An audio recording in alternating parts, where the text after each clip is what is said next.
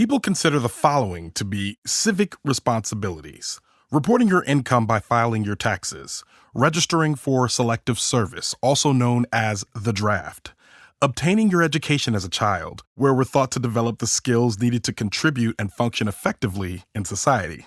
None of these duties are particularly thrilling at face value, but there's one civic responsibility that is often depicted as a boring nuisance. You have little control over who you serve with and what tasks you actually get to do, and in some cases, what you get to eat, where you stay, and what you're allowed to see and hear. It'd be worse if after being selected and then spending a significant amount of time deciding the fate of one of your peers, you discover that all of this was actually an elaborate sham. Of course, I'm talking about jury duty. I'm Ronald Young Jr., and I'm on the couch.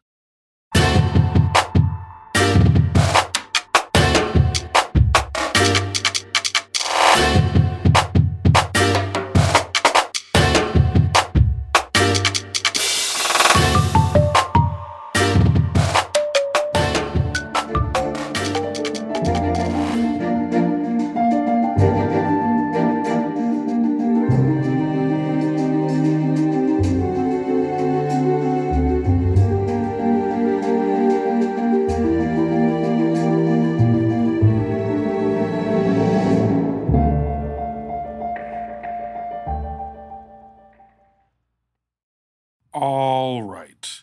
This is Ronald, and I am on the couch after watching Jury Duty.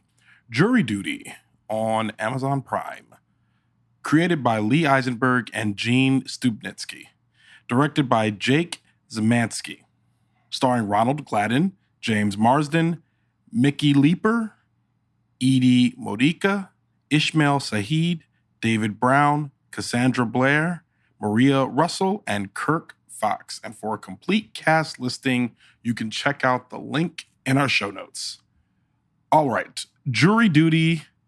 It is on Amazon Prime. It is a Freevee original. Freevee is, I believe, a subsidiary of Amazon that is another streaming service that is fully ad-supported, meaning that all shows that basically HBO Max, Disney Plus, all of them port some shows onto Freevee that are completely ad-supported, but they are licensed to them to do so. So this is a Freevee original, meaning that it wasn't made in any other streamer, but it is still fully ad-supported, which means that in order to watch this, I had to watch a bunch of ads. You're welcome. But there seems to be some traction and some enthusiasm picking up for this show. And I took a look. I learned what the premise was, and I was like, okay, this seems right up my alley. So the premise of this show, it is a docu-reality series as it is described online, and it stars a man named Ronald Gladden, who is the only non-actor on this show. Every other person on this show is an actor. And what they're doing is they go through a complete trial, which ends up being a mock trial because it's not real. And Ronald Gladden is experiencing all of this as a real person while all of these actors are acting scenarios around him. Now, for those of you that have followed most of my work, you've heard me talk about Nathan For You. You've heard me talk about Nathan For You's other show, The Experiment. If you've watched the Jamie Kennedy Experiment, Punked, any of those shows, Candid Camera, What Would You Do? This is any of those shows where it is basically an entire world. Oh, that Jim Carrey movie, I'm completely blank on it. You're yelling it at me right now, where he is living in a world that is made up for him on a television show that everyone's watching. Again, you are all yelling it at me right now. I can't remember the name. I'm going to remember in the middle of this review, halfway through. Anyway, the point is, it's that. The Truman Show. Ha! I got it. Thank you for telling me, whoever yelled it at me at that moment. It's all of these people doing this song and dance for Ronald Gladden. So essentially, there's a jury selection. We all realize, the audience, we know that this is all a put on. Ronald Gladden is kind of experiencing these little things. He's like in the room with all these jurors and they're getting selected and the jury selection goes as expected. He's selected.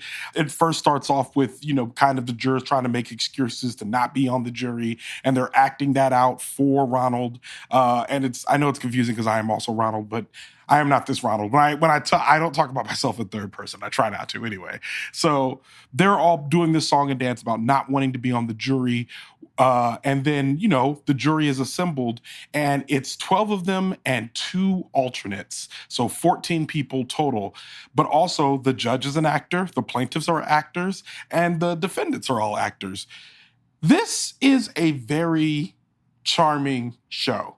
And it's charming because it's like watching those little episodes of What Would You Do, where they come in there and they do the social experiments to see if the person's going to do the right thing. And in this show, we see Ronald Gladden doing the right thing over and over and over again. And it's very heartwarming. It's very charming to watch this. It's very watch this very kind man. And that's the thing. It's not even that he's like particularly more kind than other people, but he's long-suffering and patient enough that he accepts that what people are offering to him is the truth. He has no reason not to believe what anyone's saying. Even though we as the audience are seeing all these ridiculous people kind of act out these ridiculous things to him, he is patient enough to be like, you know what? This guy seems to be really into technology in a very creepy way, but whatever. I'll be cool to him. I'll be nice to him. Or this other guy is having some relationship issues and they're kind of being disruptive, but I'll be cool to him. I'll be a mentor to him. Or my favorite person in this series, James Marsden, who is playing himself. So he walks in as James Marsden. He says he's James Marsden, but he plays a very self-important, egotistical version of himself. He's basically trying to use his experience to say that I'm too important to be here for jury duty, but he's constantly making every scenario about himself. And James Marsden is really, really, really eating in this. I mean, he is playing this to the people sitting in the back row of the theater. Like, I'm watching this and I'm thinking, and it was probably around episode 6 or 7 that I was like, oh, Steve Carell. He's Steve Carell in this. And when I say that, he's Steve Carell as Michael Scott from The Office, which, I mean, ironically, this is made from 2 ex-Office writers. It's not surprising that they have this kind of character who's kind of there to kind of just stir the pot and kind of be an impetus for other things that are going on. There are a few times in the show where I felt like I'll put it like this, where I could tell that James Marsden was the top billed actor in the show. There's a few times where you can obviously tell that. And it's just basically from the fact that they're putting him up front for a lot more scenes. And in some ways, because his role was so big, what I thought happened a few times was that the acting that was done by the rest of the jurors felt a lot more believable than James Marsden's. And there was a few times where I was thinking, man, if I were there, I'd be like, man, James Marsden is really hamming it up over here. Is this, I don't know. I think I might have become self-aware. But again, they picked the perfect person because Ronald Gladden was so eager to believe people and to accept what they gave to him, which just made it even more charming to watch. And James Marsden is having a good time. You could tell he's having a good time playing this person that's kind of a jerk. He's essentially a walking proverb of do not meet your heroes, And it's funny because Ronald Gladden is like buddy with James Marsden throughout the series.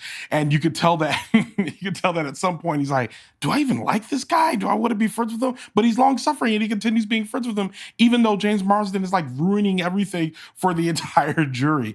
There's a lot of very charming characters here. I can't remember all of their names, but they're all of them have distinct personalities, and watching them interact with each other and with Ronald is very entertaining. And it's a feat of acting because there's 8 episodes of the show. They're about 26 minutes apiece. And by the time you get to like the 4th, 5th episode, you really get the sense that everyone is truly bonding. There's a bailiff here.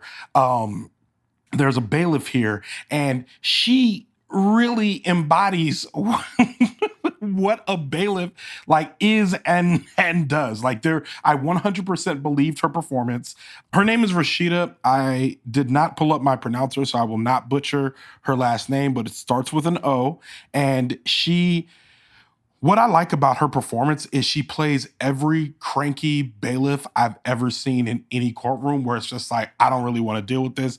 I don't really like this job that much. And what you find with those folks is, it is true, the more they warm up to you, the more kinder and softer they become. If you've been in any courtroom situation where someone like takes compassion, but they really don't want to like let their guard down, because they do have a very serious job to do inside of a courtroom. And this bailiff takes her job seriously. But like, again, by the fourth or fifth episode, as the cast is beginning to congeal, you realize that this bailiff has been with these folks who are sequestered in this jury for this quite some long period of time. Again, I'm not describing a real thing to y'all. I'm describing a docu-reality series to y'all.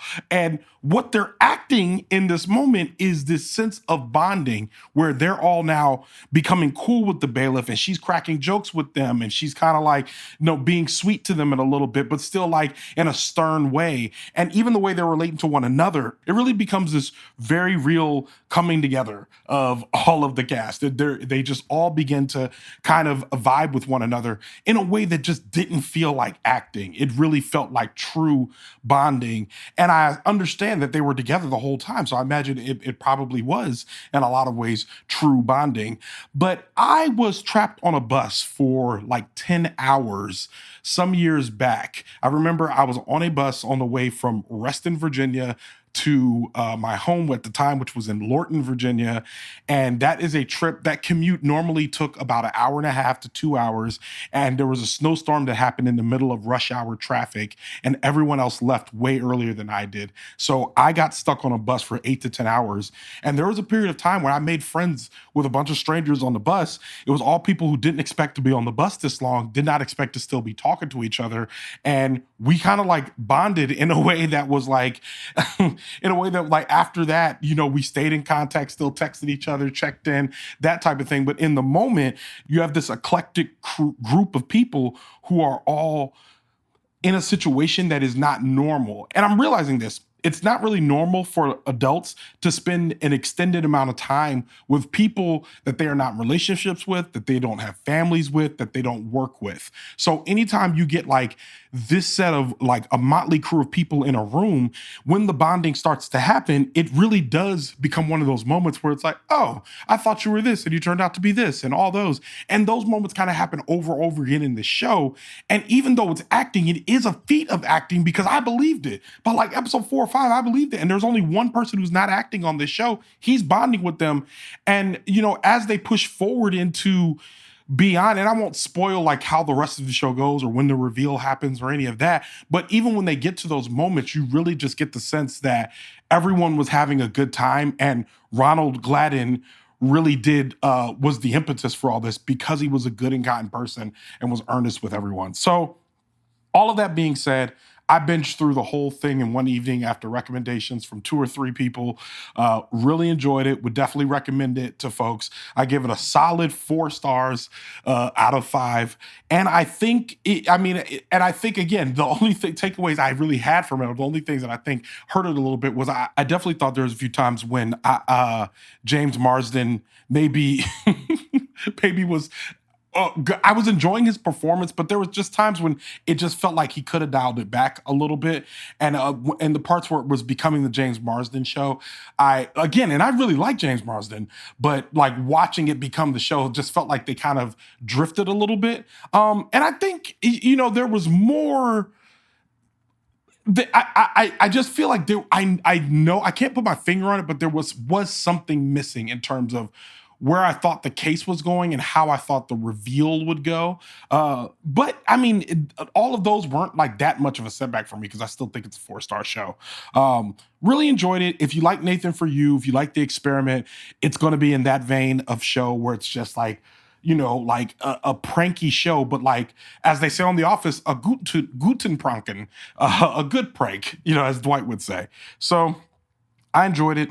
Check it out. It's on Amazon Prime. Jury Duty. And with that, Leaving the Theater is a production of Oh It's Big Ron Studios. Thomas Tyra of Bias Studios mixes the show. Thank you, Tom. Show art from Heather Wilder. Theme music by the mysterious Breakmaster Cylinder. For more information about Jury Duty, check out our show notes. You can follow me on Twitter, Instagram, and TikTok at Oh It's Big Ron. That's at OHITSBIGRON. You can find out more about this show and other Oh It's Big Ron Studio shows by following us on Instagram at Oh It's Big Ron Studios and on Twitter at Oh It's Big Ron Stew. That's STEW. Leaving the Theater will be back soon, but until then, I'll be here on the couch.